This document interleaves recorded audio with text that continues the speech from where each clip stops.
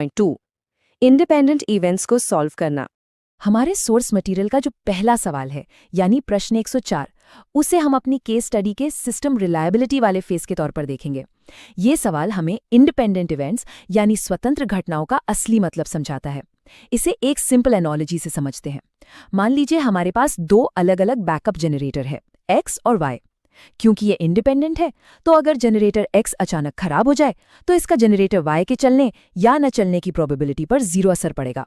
दोनों बिल्कुल अलग और स्वतंत्र रूप से काम करते हैं। चलिए अब इसके मैथ्स को स्टेप बाय स्टेप डिकोड करते हैं। सवाल में हमें दिया गया है कि P of X union Y complement बराबर है 0.7 और P ऑफ X बराबर है 0.40। अब प्रोबेबिलिटी का बेसिक नियम क्या कहता है? P of A union B बराबर होता है P of A plus P of B minus P of A intersection B।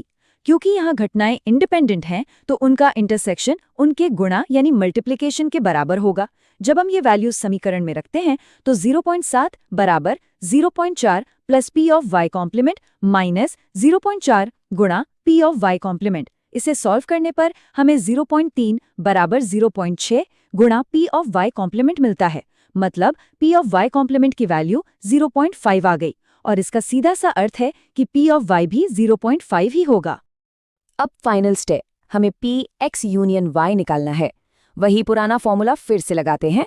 P of X plus P of Y minus दोनों का गुणा यानी 0.4 प्लस 0.5 माइनस 0.4 इंटू 0.5। कैलकुलेट करें तो ये बनता है 0.9 माइनस 0.20, जो हमें सीधा 0.7 दे देता है। तो हम पूरे कॉन्फिडेंस के साथ कह सकते हैं कि प्रश्न 104 के लिए सही उत्तर विकल्प A है। अब आते हैं हमारे तीसरे सेक्शन पर, 3. प्रोबेबिलिटी डेंसिटी फंक्शन का विश्लेषण। हमारा अगला सवाल प्रश्न 105 मटेरियल स्ट्रेस एनालिसिस के फेज को रिप्रेजेंट करता है।